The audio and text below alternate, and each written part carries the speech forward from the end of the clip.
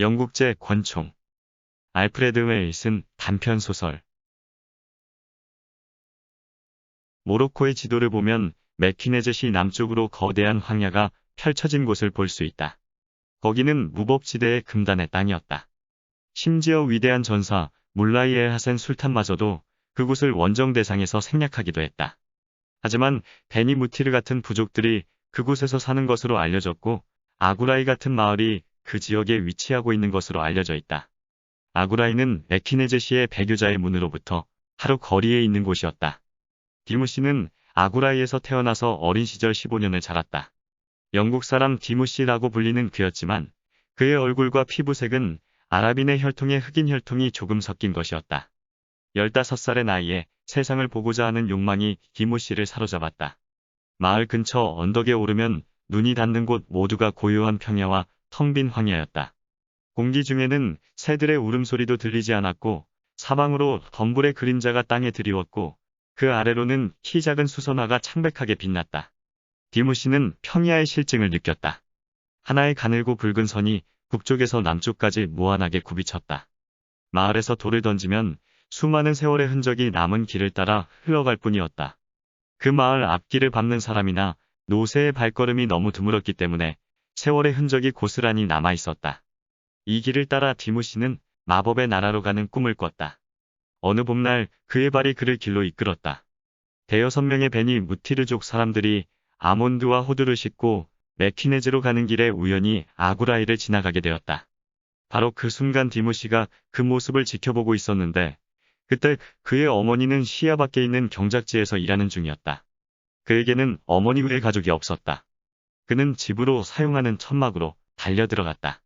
그 천막의 지붕은 한쪽으로 눌려 있었고 좌우 앞뒤로는 나무를 엮은 엉성한 울타리만 서 있었다.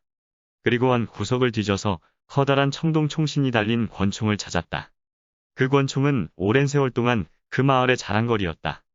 그는 권총을 누더기 같은 젤라바 속에 감추고 사막길을 달려서 그 작은 상인의 무리에 합류했다. 다음날 아침 그는 메키네즈로 들어갔고 베니 무티르 사람들과 헤어졌다. 디무시는 많은 고리 동전을 지니고 있지 않았다. 하지만 그는 권총을 가지고 있었고 온 세상이 그 앞에 펼쳐져 있었다. 그러니 제정신을 가진 소년이 더 이상 바랄 것이 있었겠는가? 그날 하루 종일 그는 거리를 떠돌면서 집과 건물들의 모습에 숨을 들이키고 모스크탑을 구경하고 시장의 군중과 어울렸다. 하지만 오후에 석양이 기울자 허기가 그를 사로잡았다.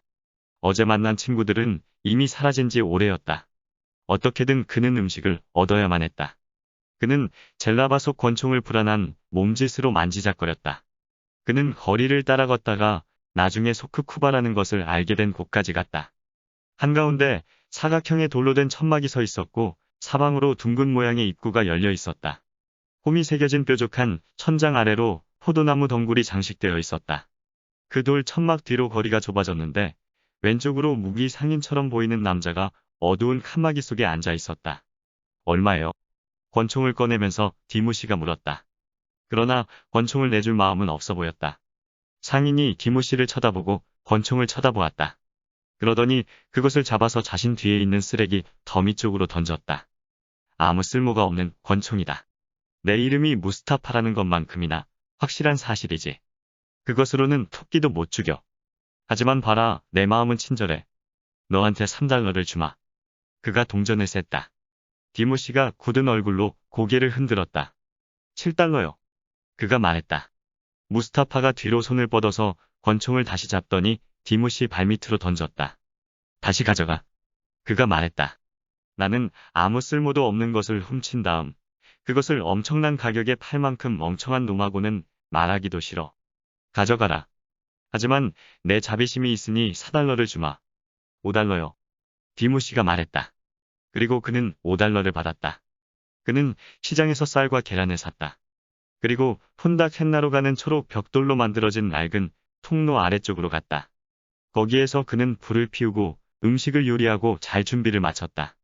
하지만 운명의 여신의 손이 디무시를 건드렸다. 그는 그날 밤 제대로 잘 수 없었다. 그는 가는 줄 장식이 달린 기둥의 석고의 등을 기대고 앉아서 쉐라르다 무어족 한 명이 말하는 것을 들었다. 그 쉐라르다 족은 키프를 피우면서 아침까지 말을 이어갔다. 그래, 쉐라르다 사람이 말했다. 나는 아주 멀리 그리고 아주 여러 곳을 여행했어. 이제 나는 제벨 자르온에 있는 우리 마을 시고타로 가는 중이지. 페즈에도 가봤나요? 디무시가 열정적으로 물었다. 나는 페즈에서 살았었지.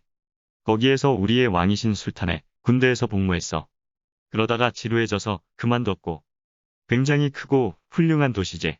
강이 수백 갈래가 넘는 물줄기를 이뤄서 집들 아래로 흘러가. 모든 집에 수도가 있어.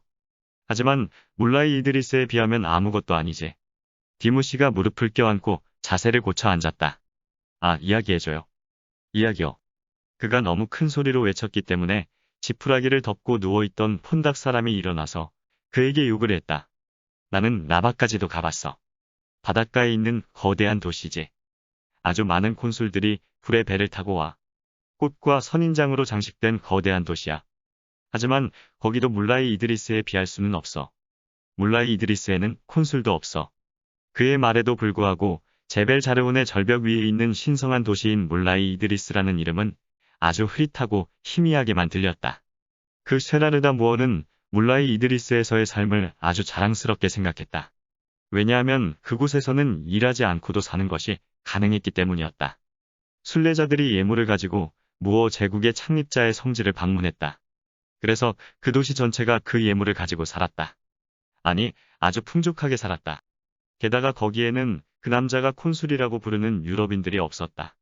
그 쉐라르다 사람은 혐오감과 증오심을 가지고 아주 오랫동안 유럽인들에 대해서 이야기했다.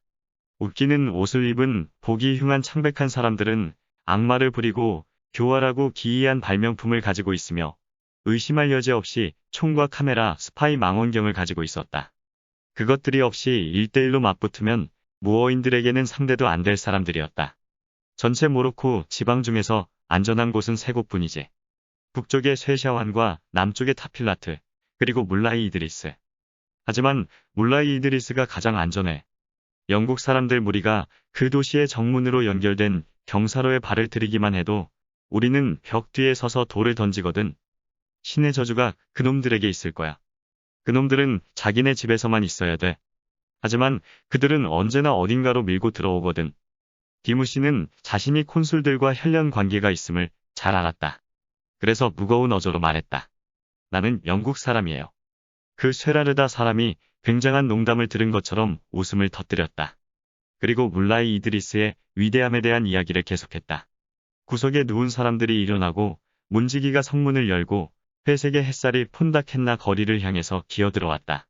말해줘요. 디무시가 말했다. 그 도시는 여기에서 먼가요? 지금 출발해라. 그러면 해가 지기 전에 물라이 이드리스에 도착할 수 있을 거다.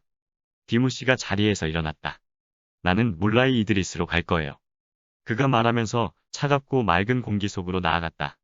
쉐라르다 무어 사람이 보르댕 성문까지 그와 동행했다.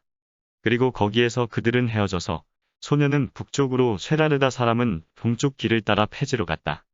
그는 자신이 무슨 일을 한 것인지 알지 못했지만 어쨌든 자신의 일을 마쳤다. 정오가 되자 디무시는 고원지대에 이르렀다. 거기는 자신이 태어나 자란 아구라이만큼이나 황량하고 평평한 곳이었다.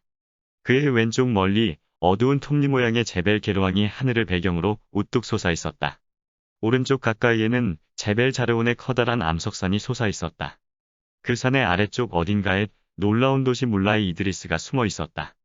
디무시가 앞으로 걸어갔다. 광대한 황야, 속 작은 형체였다. 마을도 나무도 없었다. 고원은 그의 앞으로 뻗어나가서 눈이 미치는 곳 너머까지 이어져 있었다.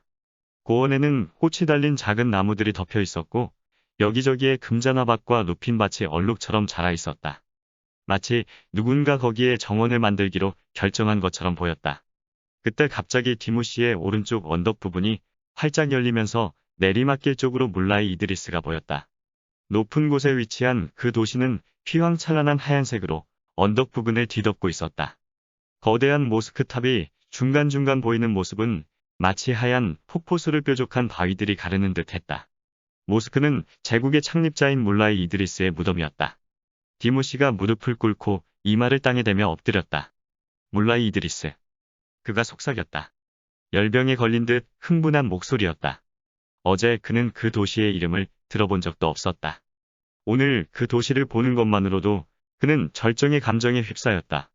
그 하얀 벽들이 소음과 우물로 복잡한 도시를 가려줬다. 하지만 디무시는 하늘을 걷고 있었다. 더 많은 세계를 보고 싶다는 욕망이 단번에 사라졌다. 그는 모로코에서 가장 신성한 도시에 있었다. 그리고 거기에서 머물렀다. 일할 필요가 없었다. 그는 기나긴 시간 동안 노인들의 말들을 가슴 깊이 새기고 소화했다. 그 말들 중 가장 자주 들었던 말이 하나 있었다. 모로코에는 유럽인들이 너무 많다. 광신이 도시의 모든 돌 속에 존재했다. 디무시는 거리를 천천히 걸어다니는 사람들의 눈동자 속에서 광신을 볼 수 있었다. 사람들의 무표정 속에서도 광신을 볼 수 있었다. 그들의 끊임없는 기도, 소리 속에서 광신이 메아리치는 것을 볼 수 있었다. 디무시는 광신을 이해하기 시작했다. 그의 봄그는 한두 번 정도 유럽인을 볼 수 있었다. 평야가 끝나는 곳 근처에 거대한 아치형 석벽과 파괴된 기둥들이 있었는데 그것들은 볼루빌리스라는 로마 도시가 서 있던 흔적이었다. 그 폐허 근처에 한두 번 유럽인들이 야영을 한 적이 있었다. 디무시는 매번 그곳으로 가서 콘술들에게서 돈을 구걸했다. 그리고 호기심 어린 눈빛으로 그들이 가지고 다니는 괴상한 기계들을 살펴보았다. 그들의 카메라와 무기, 접히는 거울, 빛과 솔들을 봤다. 하지만 유럽인들에게 갈 때마다 그는 모로코의 유럽인들이 너무 많다는 것을 더욱 더 확신하게 되었다. 지하드가 필요해. 성문 바깥에 앉아있던 노인들 중 한 명이 말했다. 그들을 쫓아낼 성전 말이야. 지하드를 시작하는 것이 쉽지는 않아요. 디무시가 대답했다. 노인들이 턱수염을 만지더니 거만한 웃음을 터뜨렸다. 너는 젊고 어리석구나, 디무시. 총에서 발사된 하나의 총알이면 온 무어의 도시들이 불길에 휩싸일 거다. 그래, 그리고 그 총알을 발사한 사람은 반드시 천국으로 가겠지. 그들 중 누구도 총을 발사할 생각을 하지는 않았다. 그들은 헛된 말들을 짓거리고 있을 뿐이었다. 하지만 그 말들이 디무시의 마음속에 깊게 가라앉았다. 왜냐하면 디무시는 그들과 달랐기 때문이다. 그는 생각하기 시작했다. 마음을 정리했다. 사실상 그는 느끼기 시작했다. 그는 물라이 이드리스의 무덤까지 올라가서 재단의 바깥쪽 정원에 앉아있는 지팡이를 든 경비병들에게 뇌물을 줬다. 그렇게 경비병들을 통과해서 난생 처음으로 신성한 장소 한가운데 섰다. 신전은 어두웠고 시계가 음침하게 뚝딱거리는 소리가 충격과 경이감에 휩싸인 디무시의 영혼을 채웠다. 신전에는 시계로 가득 차 있었다. 하얀 문자반, 황금 문자반, 에나멜 코팅된 문자반이 달린 할아버지, 시계가 벽 앞으로 줄지어 서서 모든 종류의 시간을 가리켰다. 8일 단위로 움직이는 시계가 재단과 틈 사이에 서 있었다. 방 안 전체가 휘윙거리고 똑깍거리고 똑딱거렸다. 디무시는 그런 놀라운 광경을 꿈속에서도 본 적 없었다. 유리 구슬들도 있었다. 은색 실에 매달려 천장으로부터 내려와 있고 붉은 나사 모양 구슬들이 무덤 위에서 흔들렸다. 디무시는 고개를 숙이고 지하들을 위해서 기도했다. 그렇게 그가 어둠 속에서 홀로 기도를 하는 사이 영감이 떠올랐다. 물라이 이드리스가 그의 머리 위에 직접 손을 올린 것 같았다. 지하들을 시작하기 위해서는 단 한 명의 사람, 단 한 방의 총알이면 충분했다. 그가 머리를 들어 째깍거리는 시계 모두가 그를 향해서 외쳤다. 여기 그 사람이 있도다.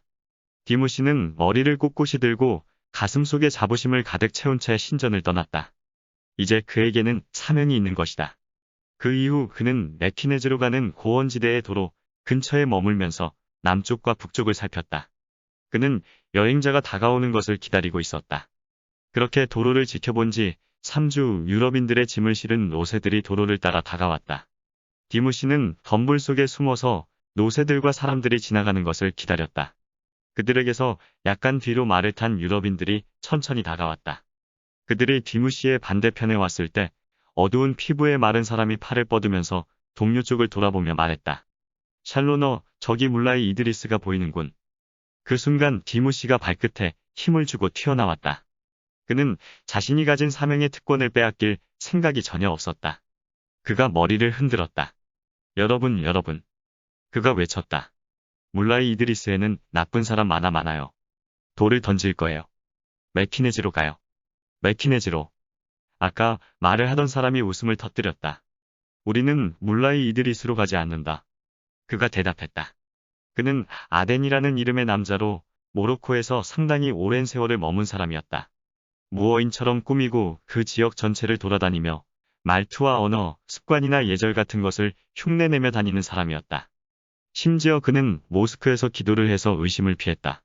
당신은 영국 사람이에요? 디무시가 물었다. 그래, 어서 가자고 찰로너. 그리고 그의 말이 앞으로 걸어나가려 하는데 놀랍게도 디무시가 영어로 소리 질렀다. 하나 둘 셋. 그리고 멀리. 아덴이 말을 멈췄다. 그것을 어디에서 배웠지? 그가 물었다. 그는 영어로 물었다. 하지만 디무시는 그가 아는 영어 단어 5개만을 말한 것이었고 그는 그 의미조차 알지 못했다. 아덴이 아랍어로 같은 질문을 반복했다. 디무시가 미소 지으며 대답했다. 나도 영국 사람이에요. 아 그래? 아덴이 웃으면서 말했다. 그리고 말을 달려 나아갔다. 무어인들은 농담을 좋아하지. 아마도 볼루빌리스 같은 곳에서 여행객들에게 몇 마디를 배웠나 혹은 저쪽 도로 근처로 늘어선 돌덩이들이 보여? 그래. 샬로너가 대답했다. 저기에 왜 돌덩이들이 있지? 예전 술탄이었던 물라이 이드리스가 200년 전 볼루빌리스의 유적을 해체해서 그 자재들을 가지고 메키네즈에 거대한 궁전을 지었어. 살레 지방 해적들을 포로로 잡아서 저 돌덩이들을 끌고 오게 만들었어. 그리고 탕헤르에서 잡은 영국 포로들도 거기에 동원된 거지. 샬로너가 갑자기 물었다. 그렇지. 아덴이 조금 놀라며 대답했다. 그의 동료의 목소리와 태도에서 어떤 흥분 같은 것이 느껴졌기 때문이었다. 포위전이 끝날 때까지 영국 사람들이 포로가 되었었지. 우리가 탕헤르를 포기하고 나서야 그들은 모두 석방되었어. 물라이 이스마일 술탄이 죽자 저 돌덩이들을 끌고 가던 포로들은 그 자리에서 멈추고 돌덩이들을 남겨두고 떠났지. 그 이후로 저렇게 남아있는 것이지. 조금 이상하지, 안 그런가? 그래. 샬로너가 생각에 잠겨 대답했다. 그는 여행가라기보다는 학생처럼 보이는 외모를 가지고 있었다. 그는 천천히 말을 달리며 주변을 살폈다. 마치 도로의 모퉁이를 돌 때마다 지저분한 탕헤르 보병대 제복을 입은 영국 사람이 커다란 돌덩이의 등을 기대고 이마에서 땀을 훔치는 모습을 볼지도 모른다고 기대하는 것 같았다. 우리 조상들 중 2명이 여기 메키네즈에서 포로로 지냈어. 그가 말했다. 그분들은 1680년 헨리에타 요새가 함락되면서 포로로 잡혔어. 그리고 여기로 끌려와서 물라이 이스마일의 궁전을 짓는데 투입됐어. 바로 이 길을 따라서 그분들이 돌덩이를 끌어 운반했다니 정말 이상하군. 아마도 이 지방은 그리 많이 변하지 않았겠지. 그분들은 우리가 해안으로부터 이용한 길을 똑같이 따라왔을 거야. 같은 마을을 통과하고 우리가 겪었던 것처럼 밤에는 들개들이 지저대는 소리를 듣고 말이지. 아덴이 동료를 놀라서 쳐다보았다. 나는 몰랐어. 그래서 메키네즈를 가보려고 하는 것인가?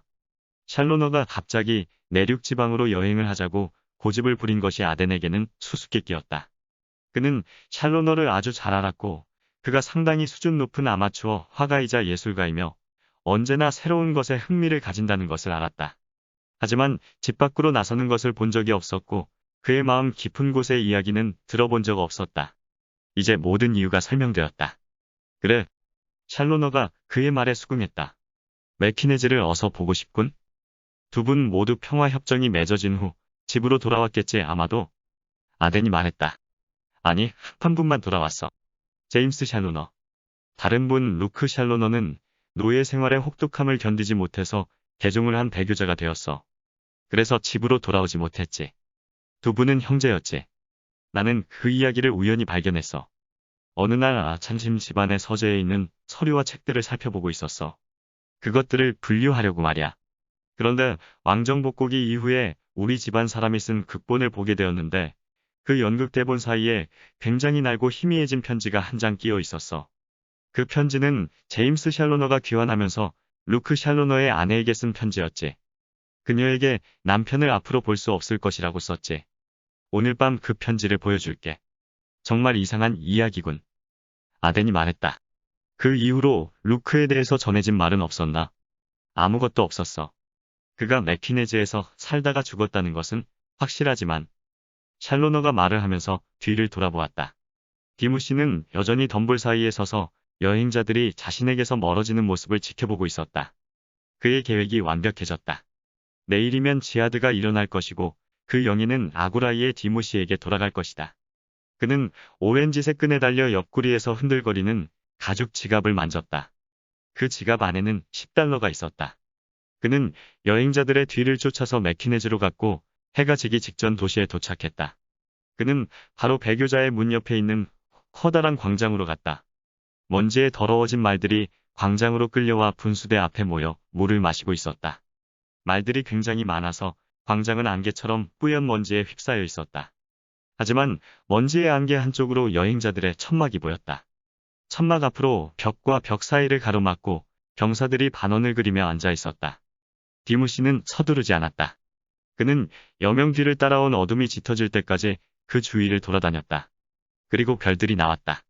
그는 천막 속에서 등불이 타오르는 것을 보았다. 그리고 열린 문 사이로 그에게 말을 건넸던 아덴이라는 사람이 긴 의자를 펼치고 손에 종이를 들고 읽는 것을 보았다. 디무시는 다시 폰닥 헨나로 가서 예전에는 쉐라르다 무어 사람 때문에 거의 자지 못했던 잠을 청했다. 아침까지 너무 평안한 잠이 이어졌다. 아덴이 읽고 있던 종이는 제임스 샬로너가 1684년 4월 14일 세인트 제임스 베리가에서 썼던 구겨진 편지였다.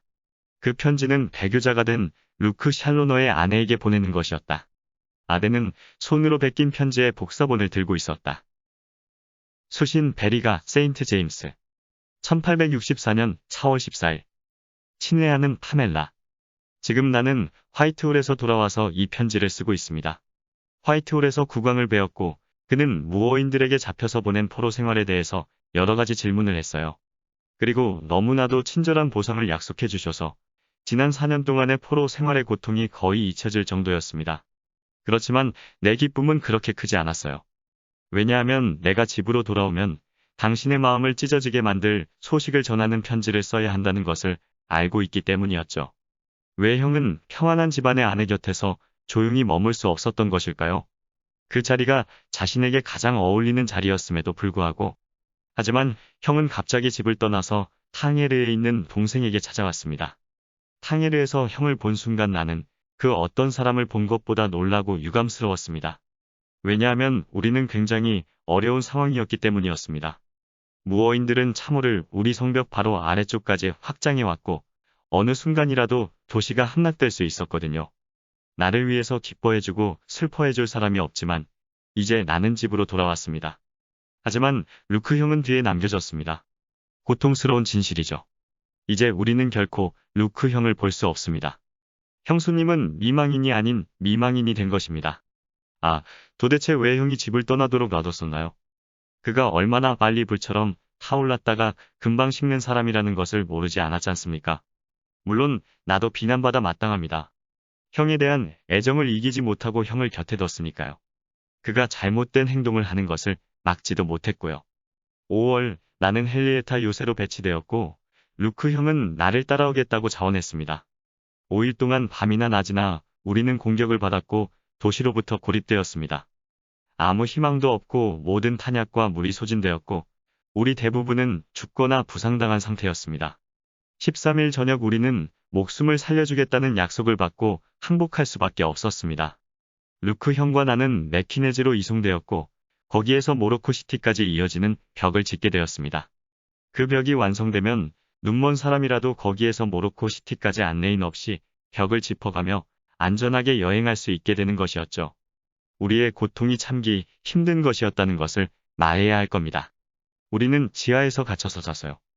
숙소인 지하 감옥까지 가기 위해서는 손과 무릎으로 기어야 했습니다.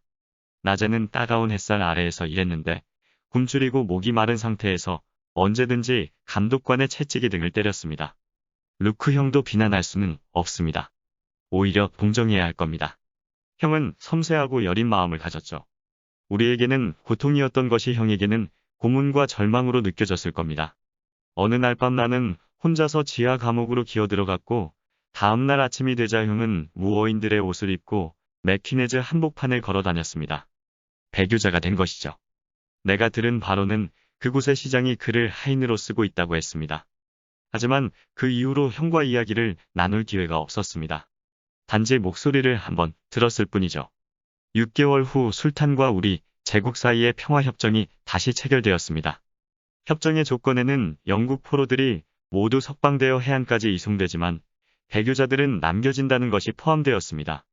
나는 시장에게 간청해서 루크 형도 석방되어야 한다고 말했지만 아무 소용 없었습니다. 우리는 이른 아침 맥키네즈를 떠났고 우리 뒤로 시장의 저택벽이 굳건히 서 있었습니다. 내가 벽의 한쪽 끝에 다다랐을 때 창틈으로 손이 흔들리는 것을 봤습니다. 그리고 루크 형의 목소리가 들렸습니다. 잘 가라. 모든 것을 견뎌내세요, 파멜라. 견딜 수 있습니다. 제임스 샬로너. 편지를 다 읽은 아덴이 천막 밖으로 나가서 반원을 그리고 앉아있는 경비병들을 지나쳐서 배교자의 문 한가운데에 섰다. 샬로너가 그를 따라왔다. 두 명은 아무 말도 없이 무늬 활 모양 장식을 바라보았다. 그 뒤로 별빛이 반짝이는 보라색 하늘이 보였다. 색상을 가진 조각 장식들은 구분할 수 없었지만 어둠 속에서도 그 장식의 섬세함이 느껴졌다. 루크 샬로너가 이 장식을 만드는데 동원됐을 거야. 아덴이 말했다. 그래. 그 편지를 읽으면서 너무나도 인간적이고 너무나도 최근 이야기인 듯 느꼈어. 마치 어제 쓴 편지 같더군. 그는 어떻게 되었을까 궁금해. 샬로너가 말했다. 성벽 위에 있는 집 안에서 그는 동생에게 손을 흔들면서 잘 가라라고 외쳤지. 그는 어떻게 되었을까? 내일 저 무늬 사진을 찍어야겠군. 아덴이 말했다.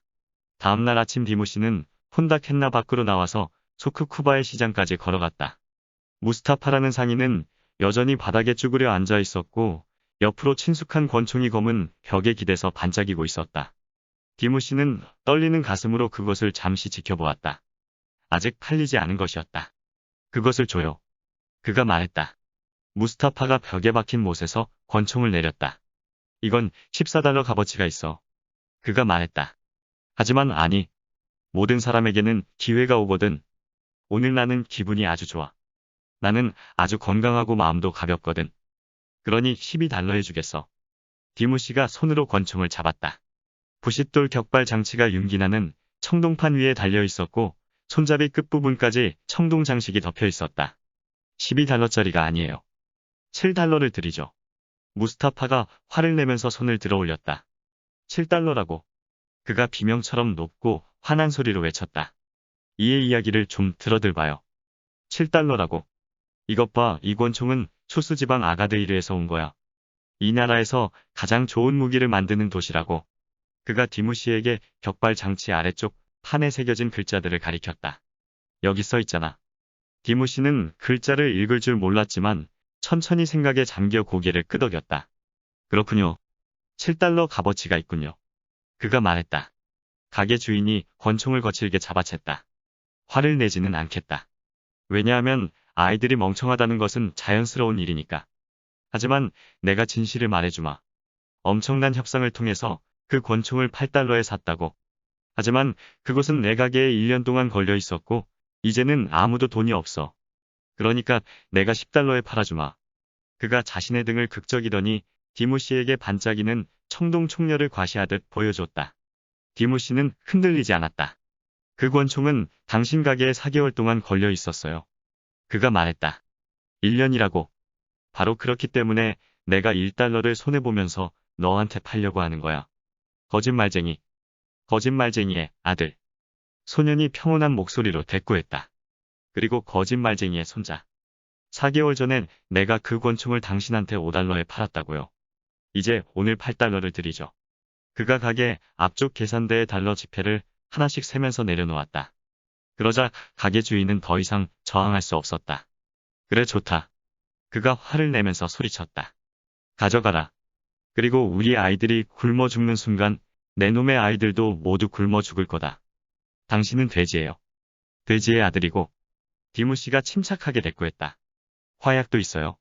그가 9번째 달러 지폐를 내고 거스름돈과 화약을 받았다. 그리고 총알도 필요하겠군. 무스타파가 말했다. 총알을 아주 싸게 주마. 얼마나 운이 좋은 날이냐. 총열에 새겨진 글자를 봤니? 이 권총에는 마법이 걸려 있어서 결코 빗나가지 않아. 디무시가 권총을 들어서 총열 한쪽에 몇 줄로 새겨진 글자와 문양을 보았다. 왕관과 이상한 글자, 사자가 새겨져 있었다. 그는 오랫동안 그것들이 무슨 의미인지 궁금하게 생각했다. 이제 의미를 알게 되어 기뻤다. 하지만 나는 납총알은 사지 않을 거예요. 디무시가 현명하게 말했다. 어쩌면 권총에 마법이 걸려 있어 빗나가지 않을지 몰라요. 하지만 납총알을 막는 마법이 존재해서 다치지 않게 만들 수도 있잖아요. 그래서 디무 씨는 그 가게에서 떠나서 다른 가게로 가서 암염 몇 조각을 얻었다. 그는 암염을 쪼개서 권총의 육각형 모양 총열에 맞는 크기로 만들었다. 그리고 그가 장전을 하고 젤라바의 넓은 소매 아래 권총을 숨겼다. 그리고 배교자의 문 앞에 있는 커다란 광장으로 갔다. 거기에는 여러 무리의 사람들이 모여서 천막을 구경하고 있었고 앞쪽으로는 피하는 것이 불가능해 보이는 경비병들이 앉아 있었다. 하지만 디무 씨가 주변을 어슬렁거리는 사이 아덴이 천막 밖으로 카메라를 들고 나왔다. 샬로너가 삼각대를 들고 그 뒤를 따라 나왔다. 사실 디무 씨의 인내심에는 한계가 없었기 때문에 보름 이상을 천막 주위를 돌아다닐 수 있다고 생각하는 중이었다. 두 명의 콘솔들이 경비병 무리를 지나서 배교자의 문 앞에 카메라를 세웠다. 디무 씨는 두 명 중 누구를 희생시켜 제하들을 시작할지에 대해서 큰 관심이 없었다. 하지만 또다시 역설적인 운명의 여신이 그에게 손을 댔다. 카메라를 만지고 있는 사람은 아덴이었고 따라서 그 주위로 사람들이 몰려 있었다. 그래서 그는 안전했다. 반면에 샬로너는 약간 멀리서 조용히 서서 햇살이 카메라 렌즈에 직접 비추지 않도록 그림자를 만들고 있었다. 조금만 더 오른쪽으로 가봐, 샬로너. 아덴이 말했다. 그래 좋아. 그가 초점을 맞추기 위해서 카메라 뒤 헝겊 아래로 고개를 숙였다. 바로 그 순간 커다란 소리가 울렸다. 그리고 비명과 고함 소리, 빠르게 도망치는 발걸음 소리들이 들렸다. 그가 헝겊에서 고개를 빼내자 샬로너가 바닥에 누워있는 것이 보였다. 경비병들이 사방에서 뛰어오고 있었고 주변 구경꾼들은 모두 도망치고 있었다. 디무 씨는 제대로 된 기회를 선택했다. 그는 두 사람 뒤쪽 그들 사이에 서 있었고 샬로너를 마주보고 있었다. 모든 사람들이 카메라를 보고 있었고 샬로너 역시 그랬다. 사실 그는 햇살이 갑자기 뭔가에 반사되면서 반짝인다고 생각했고 몸을 돌렸을 때 그 반짝이는 것이 커다란 부싯돌 격발 장치가 달린 청동 총열이라는 것을 깨달았다. 하지만 그가 몸을 움직이거나 소리 지르기도 전에 권총이 발사되었다. 그리고 곤봉으로 맞은 것처럼 그가 가슴에 충격을 느꼈다. 샬로너는 겨우 몇 마디만을 내뱉을 수 있었다. 암염 덩어리가 총알이 폭발한 것 같은 효과를 냈다. 그는 아덴의 질문에 겨우 대답했다. 누가 쐈는지 봤어? 물라이 이드리스에서 본 아이였어. 샬로너가 겨우 속삭였다. 그 애가 청동 총열이 달린 권총으로 나를 쐈어. 그 사실이 그의 마음속에 생생한 인상을 남긴 것이 분명했다. 그가 같은 말을 몇 번 더 반복했다. 하지만 그 시점에 디무 씨는 이미 배교자의 문 밖으로 나간 상태였다. 온 힘을 다해서 올리브밭을 헤쳐간 후 맥키네즈의 너른 광야로 도망쳤다. 저녁 때가 되자 그는 완전히 안전해졌고 자부심으로 흥분한 상태였다. 살인사건 이후로 지하드가 일어나지는 않았다는 확실한 사실이다. 실망스러운 일이었다. 그러나 디무 씨의 잘못은 아니었다. 그는 신께서 내려주신 빛을 따라서 최선을 다했다. 한편 아구라이에 조용히 정착하는 것이 분별 있는 판단으로 보였다. 이제 그는 거의 16살이었다. 이제 정착해서 결혼을 하는 것이 좋겠다고 생각했다. 두 가지 상황만 아니었다면 이야기는 여기에서 끝났을 것이다. 첫째로 디무 씨는 맥키네즈로부터 청동 총열이 달린 권총을 가지고 고향으로 돌아왔다. 둘째로 2년 후 아덴이 마음속으로 꿈꿔오던 결심을 실행에 옮겼다. 그는 지도조차 없는 맥키네즈의 남쪽 지방을 탐사하기로 했다. 그는 롯의 한 마리를 데리고 유대인 행상인을 따라 나섰다. 그는 그런 행상인이라면 무어인들이 가지 않는 곳을 간다는 것을 알고 있었다. 출발 이후 6개월 동안 그가 겪은 고난과 문제들은 지금 여기에서 말할 필요는 없을 것이다. 탐사를 시작한 지 6개월이 거의 되었을 무렵 어느 날 저녁 그는 아구라이 마을 근처에 천막을 쳤다. 사람들이 마을 밖으로 나와서 천막 옆에 쭈그리고 앉더니 수다를 떨기 시작했다. 당신네 마을에 내 빨래를 해줄 여자가 있나요? 아덴이 그 사람들에게 물었다. 마을의 셰이크가 자리에서 일어나면서 대답했다. 있어요. 프랑스 여자죠. 당신한테 보내주겠어요. 아덴은 혼란에 빠졌다. 이토록 무법지대에 가까운 외딴 지역에 프랑스 여자가 있다는 것은 이상한 일이었다. 하지만 그는 아무 말도 하지 않고 땅 위에 옷들을 펼쳤다. 몇 분 후 여자 한 명이 나타났다. 그녀는 아랍인의 얼굴과 아랍인의 피부색을 가지고 있었다. 하지만 그녀는 아덴 앞으로 오더니 태연하게 말했다. 내가 그 프랑스 여자예요. 당신 빨래감을 나한테 주면 돼요. 아덴이 손을 뒤로 뻗어서 빨래 바구니를 잡았다. 그가 그녀에게 프랑스어로 인사했지만 그녀는 고개를 흔들더니 빨래 바구니를 잡고 가버렸다. 그녀가 떠나간 자리에 다른 늙은 흑인 여자가 나타났다. 그녀는 잠긴 바구니를 들고 있는 소년을 데리고 있었다. 비둘기요. 늙은 여자가 말했다. 살찌고 살아있는 맛있는 비둘기예요. 아덴은 그 무렵에는 지방 음식에 물린 상태였으므로 손짓으로 그녀를 거절했다. 좋아요. 그녀가 말했다. 그녀가 소년에게서 바구니를 가져가더니 땅 위에 놓고 뚜껑을 열었다. 그러더니 그녀가 손뼉을 치자 비둘기들이 밖으로 날아갔다. 비둘기들이 공중으로 도망치는 동안 그녀가 웃음을 터뜨리고 영어로 소리쳤다. 하나 둘 셋. 그리고 멀리. 아덴은 상당히 놀랐다. 그게 무슨 말인가요? 그가 외쳤다. 영어요. 늙은 여자가 아랍어로 대답했다. 나는 영국 사람이에요. 천막 근처에 모여있는 마을 사람들도 그녀의 말에 동의하듯 고개를 끄덕였다. 그보다 더 자연스러운 일은 없다는 듯. 그래요, 그녀는 영국 사람이에요. 그러면 그 말이 무슨 뜻인지 알아요? 늙은 여자가 어깨를 으쓱였다. 아버지가 쓰던 대로 나도 쓰는 거예요. 그녀가 말했다. 그녀가 말하는 태도에는 보통 사람들은 이해할 수 없는 5마디의 말을 안다는 것에 대한 자부심이 풍겨나왔다. 아버지는 할아버지에게서 배웠죠. 나도 무슨 뜻인지는 몰라요. 아덴에게는 너무 신비하고 당혹스러운 일이었다.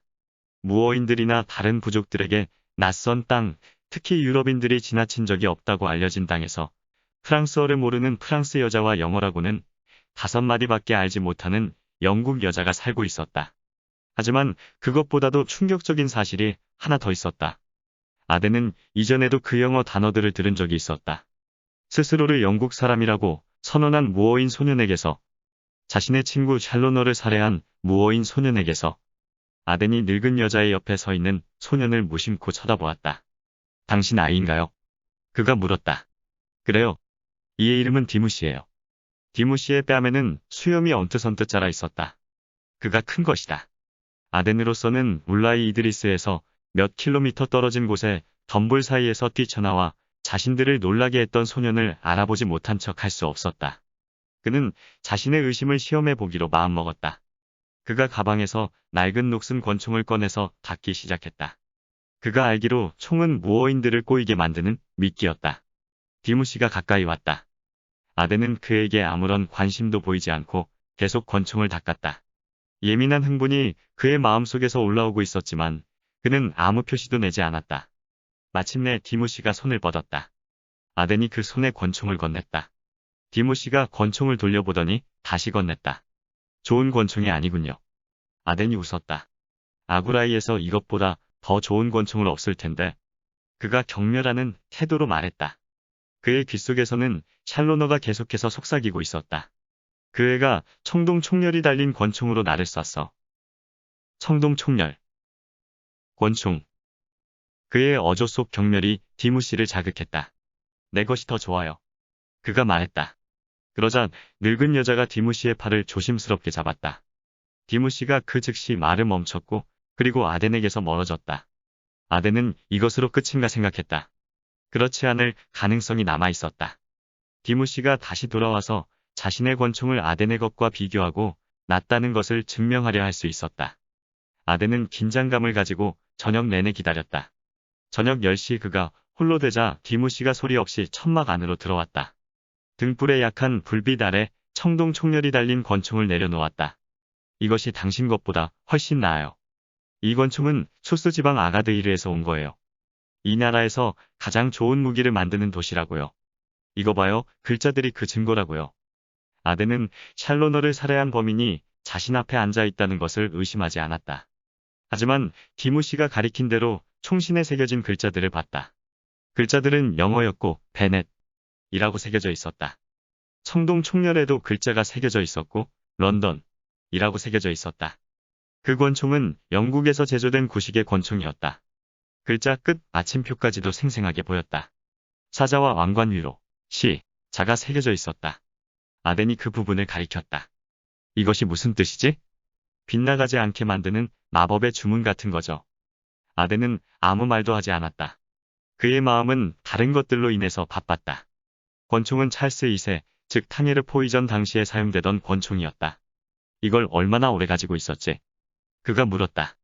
우리 아버지가 가지고 있다가 물려줬어요. 그리고 아버지는 할아버지에게서 받은 거고? 아마 그럴 가능성이 크지만 정확히는 몰라요. 아덴의 마음속 흥분이 거세게 올라왔다. 그는 흐릿하면서도 기이한 가능성 하나를 보고 있었다. 생각해보자. 이 권총은 영국 포로의 손에 들려서 매키네즈까지 흘러 들어갔을 것이다. 그리고 우연히 그 포로가 탈출해서 이리저리 떠돌았다. 그리고 아덴이 갑자기 놀라운 것을 보게 되었다. 그가 권총 손잡이의 뒷부분을 덮고 있는 청동판을 봤는데 거기에는 문양이 새겨져 있었다. 그랬다. 그 문양은 샬로너 가문의 문장이었다. 아덴은 권총을 들여다보면서 고개를 들지 못했다. 그의 마음속으로 질문들이 질주했다. 이 권총이 200여 년 전 배교자가 된 루크 샬로너의 것이었을까? 그가 포로 생활 동안 결혼을 한 것이었을까? 그리고 그의 자손들이 결혼을 해 아이를 낳았고 그의 흔적이라고는 이 권총과 5마디의 영어만이 남겨진 것이었을까? 그리고 영국 사람이라는 명칭도. 하지만 그렇다면 그 프랑스 여자는 누구인가? 왜 디무시가 샬로너를 죽였는지는 아덴에게는 상당히 명확했다. 광신이라면 충분한 이유가 될 수 있었다. 하지만 디무시가 루크 샬로너의 후손이라고 생각해보자. 아주 이상한 일이었다. 샬로너는 그의 가문이 마지막 후손이었다. 그 성을 가진 마지막 사람이었다. 그렇다면 샬로너 가문의 사람이 그 가문이 대를 끄는 것일까? 아덴은 다음날 매키네즈로 돌아왔다. 그리고 친구인 시장의 도움을 받아서 보관되어 있는 낡은 서류들을 찾기 시작했다. 그리고 마침내 몇 가지 정보를 얻을 수 있었다. 배교자들에는 탕헤르의 영국 포로들뿐만 아니라 살레의 해적들에게 사로잡힌 다양한 국적의 사람들이 포함되어 있었다. 1700년대가 되면서 그들의 숫자가 너무 많아져서 매키네즈에 위협적이 되었다. 그 결과 어느 아침 술탄은 그들을 모두 배교자의 문 앞에 모이게 한 후 남쪽으로 나아가서 자신들을 위한 도시를 찾으라고 명령했다. 그들은 아구라이를 세웠고 이후 베니 무티르족의 공격을 받은 결과 원래보다 굉장히 적은 숫자가 되었다. 그들은 원주민들과 결혼했고 이제 200년이 흐른 뒤 그들 중 남은 것은 프랑스 여자와 디무시 그리고 그의 어머니였다. 샬로너가 살해당한 것은 그가 유럽인이었기 때문이었다. 그리고 동족이 그를 죽였다는 것은 명백했다. 샬로너 가문의 유산은 모계 쪽의 아주 먼 친척에게 상속되었는데 사실 그것은 아구라이 마을에 살고 있는 무어인 소년의 것이라는 것 역시 명백했다. 하지만 아덴은 그 점에 대해서 아주 오랜 시간 침묵했다. 영국제 권총 알프레드 메이슨 지음 위즈덤 커넥트 편엠